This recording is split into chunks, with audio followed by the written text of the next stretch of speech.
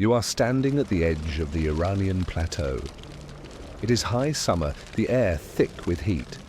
Sand stretches in every direction, shimmering under the sun, yet just a few steps ahead, there stands a strange, dome-shaped structure rising from the earth, smooth and pale, with thick walls and a wind-catching vent that twists skyward like a watchful eye. You are looking at a yakhchāl, one of ancient Persia's most quietly brilliant inventions. A desert refrigerator made not of steel or wires, but of clay, air, and deep historical patience. The name yakhchāl literally translates to ice pit, and in the heart of the arid Persian landscape, it was a marvel of passive engineering.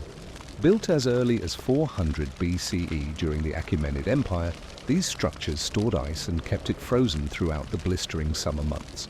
But what may seem like a small domestic convenience, keeping desserts cool or preserving food, is actually a story of environmental adaptation, ancient resource management, and a culture deeply attuned to its climate. The earliest known yakhchāls were deceptively simple in form. Imagine a cone rising from the desert floor 10 to 20 meters high with thick walls made from a special mixture called sarouj, a water-resistant cement-like substance composed of clay, sand, egg whites, goat hair, ash, and lime. This material was critical. It sealed the structure against both heat and humidity. But the real ingenuity lay below. A large underground chamber formed the heart of the yakhchāl. It was this sunken pit, sometimes as deep as 5 meters, that held the ice. The thick walls provided insulation, but the Persians understood that cooling air could be harnessed to do even more. They used qanats, underground water channels, to feed ice from nearby mountains into shallow pools in front of the yakhchāl during winter nights. These pools would freeze overnight, and the ice would then be carefully broken and transported into the subterranean chamber. Here, the mechanics of sleep-friendly history kick in. Nothing happened quickly. The ice was stacked layer by layer, interspersed with straw to slow melting and prevent sticking. The structure's conical shape wasn't for aesthetics. It was to funnel hot air upward and allow cool air to remain below, an early example of thermodynamic intuition. These yakhchāls were not isolated oddities either. They were a part of the broader Persian tradition of climate-conscious architecture. Windcatchers, or badgers, were frequently paired with yakhchāls to maximize airflow. You might picture a quiet courtyard in Yazd, with a breeze drifting lazily through long, arched corridors, carrying whispers of cold air from the dome of the yakhchāl to the rooms around it. There were no whirring machines, no humming fans, just silence, clay, and time. In these communities, ice was not only for food preservation, it was a status symbol, a delight, and a demonstration of mastery over an otherwise inhospitable environment. Wealthy families used it to cool their sherbets, sweetened drinks flavored with sour cherry or pomegranate, or to preserve rosewater desserts in the scorching sun. And, during funerals or long religious festivals, the availability of ice became a quiet reassurance, a nod to stability and tradition in an ever-challenging climate. But how did they ensure the yakhchāl would remain cold during the 45 degrees Celsius, 113 degrees Fahrenheit summers? That's where the orientation came in. Most yakhchāls were strategically placed facing away from the midday sun. Their entrances were narrow and shaded, often lined with stone to maintain a stable temperature. The conical shape allowed rising warm air to escape, while fresh air circulated gently downward, again without electricity, pumps or fans. It was all passive, all deliberate, and all very slow. There was no central figure, no king or architect who took the credit for these inventions. Rather, the yakhchāl was a collective knowledge project, handed down across generations through guilds and community knowledge. Masons and builders worked from blueprints passed along through apprenticeship, and every region made slight adaptations depending on available materials and local climate. For many Persians, especially in pre-modern times, the yakhchāl was simply a part of life. Children might be sent to fetch a chipped block of ice, wrapped in cloth, to take home for their family's syrupy noon drink. Elderly vendors would sit beneath the shade of its domes, selling cold figs and cucumbers, preserved in clay pots, cooled gently by the subterranean air. Travelers crossing the central deserts might rest briefly by a roadside yakhchāl, splashing cool water on their faces before returning to their journeys. These were not grand palaces or battlefields. These were the quiet margins of history, unchronicled and unheralded, yet essential. It is easy to romanticize the architecture, but the reality was pragmatic. The yakhchāls were community investments. Maintaining them required annual effort, clearing debris, repairing the outer coating, and occasionally draining excess water. And when war, drought, or political instability swept through a region, the yakhchāls often fell into disrepair, much like libraries or aqueducts. Their continued existence was a barometer of local peace and prosperity. One of the most well-preserved yakhchāls still stands today in the city of Kerman. Towering quietly over nearby buildings, its pale dome and crumbling base tell a story not of conquest, but of resilience, of a people who learned to live with their climate, not against it. There is something calming about this quiet innovation, an acceptance that nothing moves quickly in the desert, and that survival is not about domination, but cooperation with the elements. What's more, the principles behind the yakhchāl are finding new life in modern, sustainable design. Architects today look back at these structures with admiration, noting their use of passive cooling in an era of climate anxiety. But for the Persians, these were not design statements. They were necessities, crafted patiently, quietly, and with great care. And so we arrive at the threshold of a deeper question. If the yakhchāl was a marvel of environmental engineering, what else did the ancient Persians know about managing heat and water? What systems surrounded these domes hidden in the dust, waiting to be rediscovered? You step out from the shaded embrace of the yakhchāl, and before you the sun blazes across a parched Iranian plateau. The ground beneath your feet is baked and brittle, the air so dry it seems to crackle. And yet, curiously, you notice a small garden patch with lush greenery, perhaps a few figs dangling sleepily from their branches, a gentle trickle of water just audible beneath a narrow stone channel. There is no modern plumbing, no irrigation sprinkler hissing in the background. So where does the water come from? The answer, as with the yakhchāl, lies in a deceptively simple ancient system, the qanat. If the yakhchāl was the Persian answer to cold, the qanat was their response to thirst.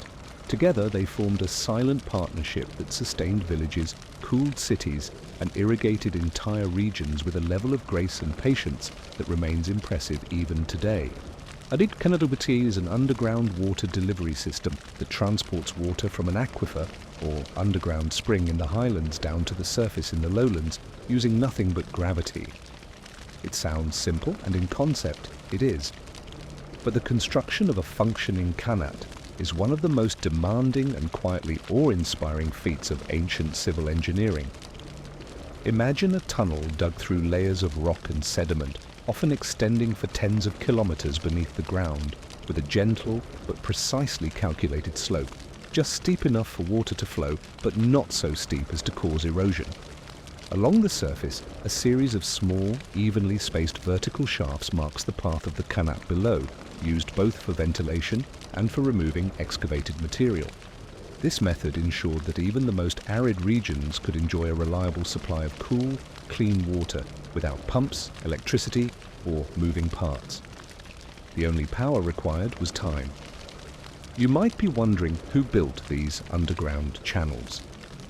The work was done by yakhchāls, skilled diggers whose job was both physically perilous and highly respected. Working in small teams, these men used rudimentary tools, hand picks, baskets, measuring cords, to dig their way through unforgiving terrain. Every few meters, they'd sink a vertical shaft, both to remove the excavated dirt and to check for air and structural integrity. The alignment had to be flawless. A slight miscalculation could render the entire project useless. Once completed, the qanat system would require minimal maintenance and could last for centuries. In fact, some qanats in Iran are still functioning today, over 2,500 years after their original construction. The beauty of the qanat is not just in its longevity or efficiency, it's in how it shaped the landscape and community life. Villages were often arranged linearly along the path of a qanat, with gardens and orchards closest to the source and less water-dependent activities farther downstream. In the middle of a desert, this quiet system turned barren earth into habitable oases, feeding groves of pistachio, pomegranate and almond trees.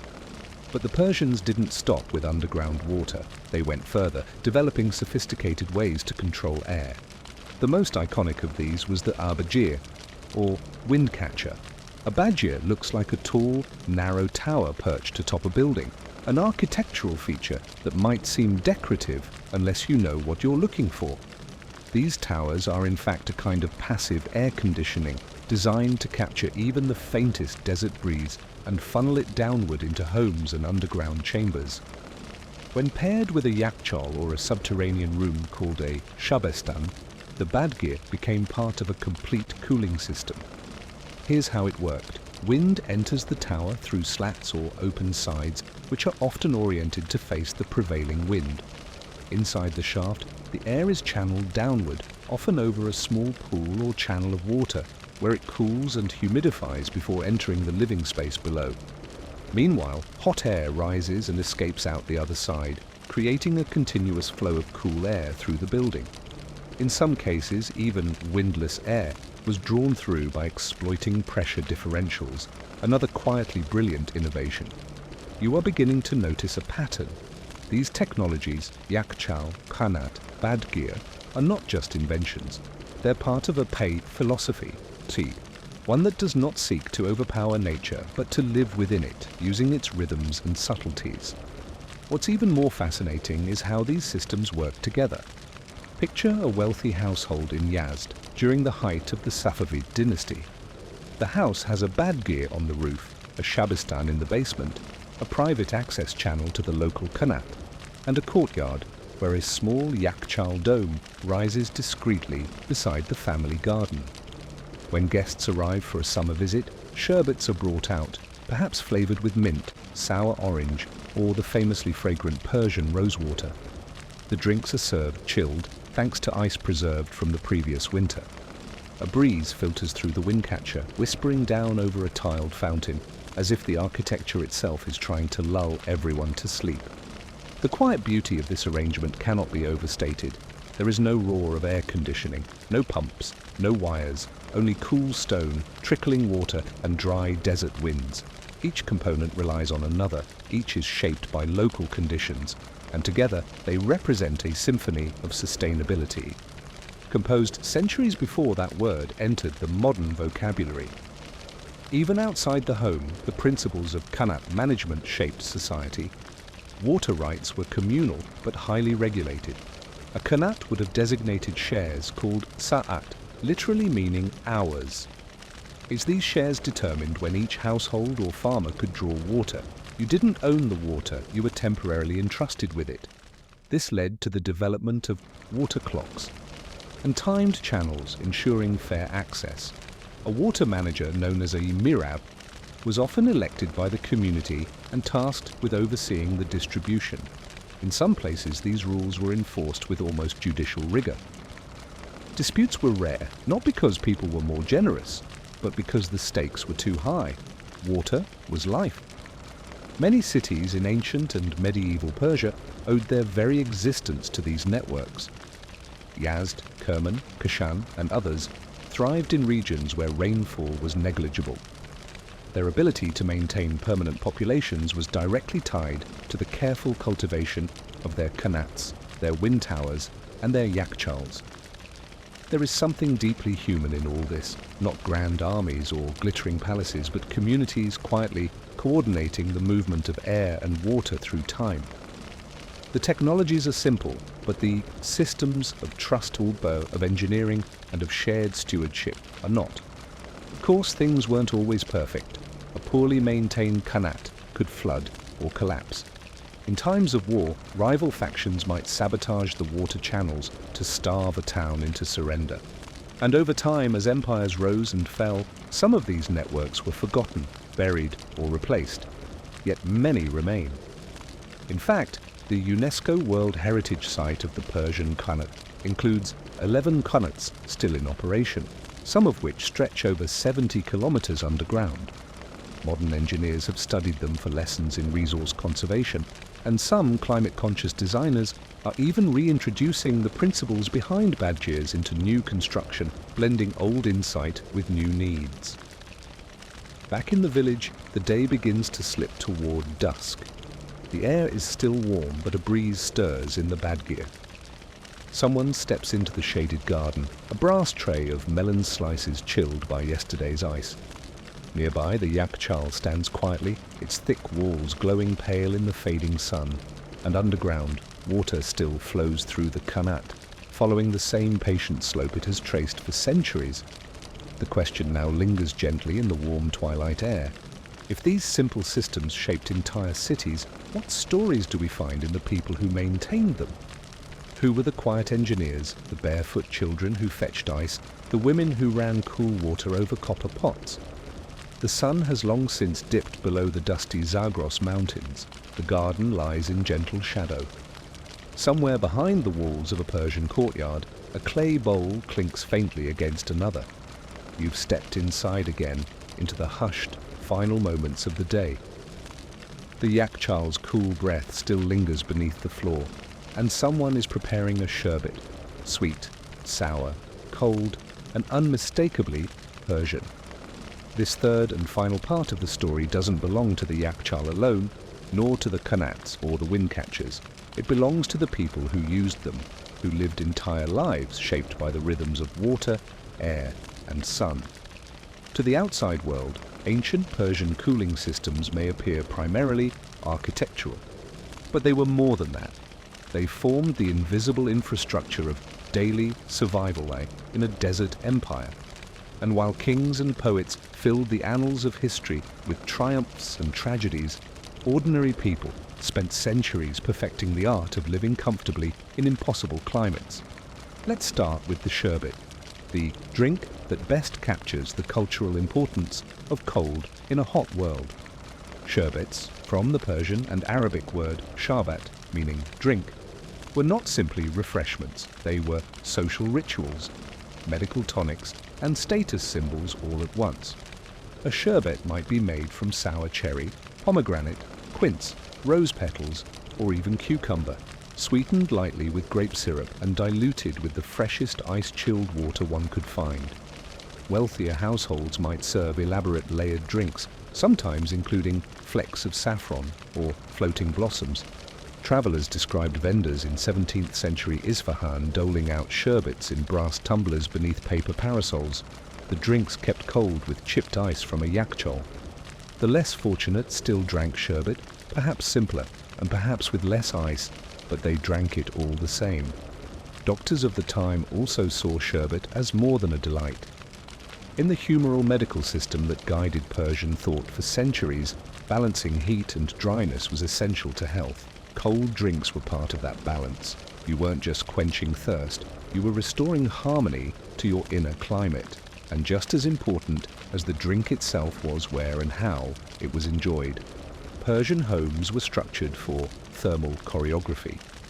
The lower floors or basements, sherbestans, were often the coolest rooms, lined with thick stone and ventilated through badgirs. Here, families might gather in the heat of the day, spreading out cotton mats on the floor, sipping cold drinks and reciting poetry. The famous Persian poet Sa'di, writing in the 13th century, captured this ethos in his Gulistan, where cool gardens and quiet reflection often stand in contrast to the clamour of cities or the cruelty of courts. To be at ease with heat, to manage it gracefully, that was a virtue. And then there were the people behind it all, the harvesters.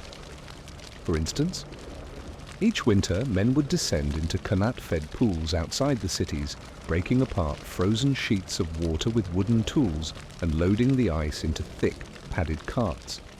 Layer by layer, the ice would be packed with straw and snow and lowered into the belly of the yakhchāl. This work was cold, dirty, and quiet. No names were recorded, no books written about them. But without these laborers, summer life would have been entirely different. Then there were the mirabstanachis, or water managers. Elected by local consensus or appointed by landowners, these men regulated the flow of qanats and enforced the careful timing of water shares. Their days were spent walking the fields, checking sluice gates and resolving disputes over minutes or millimeters of water. In some cases, these roles became hereditary, passed down within families who learned to read soil, sky, and silence. The best mirabs knew not just how to measure water, but how to listen for its absence. We must also consider the wood artisans, the builders and masons who constructed the yakhchāls themselves. It took months of careful layering, shaping, and plastering to finish one of these domes. Some were built communally, others commissioned by private estates or religious endowments, waqf. In many cases, the buildings were never signed. Their creators vanished into anonymity, leaving behind nothing but shade and coolness. And yet, each structure was slightly different, adapted for soil type, local wind, or slope of the terrain. No one-size-fits-all blueprint ever existed. Each was a response to place. Even children had their part in this quiet economy. Small boys would be sent to fetch ice in early morning hours before the heat rose, sometimes tasked with transporting it wrapped in cloth and layered with straw.